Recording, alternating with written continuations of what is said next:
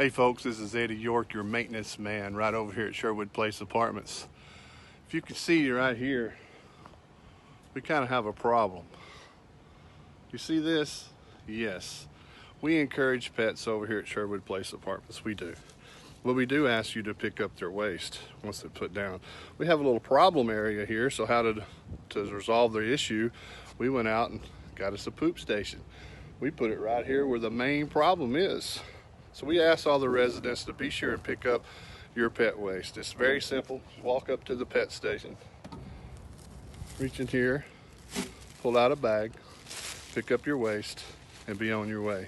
We try to make it real easy over here at Sherwood Place Apartments, and we asked all of our people to be sure and pick up your pet waste. Because if you don't, you're subject up to,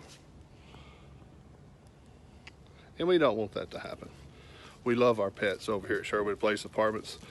So this is Eddie York with Hadar Okibi and the Make It Happen team. Rock on, baby.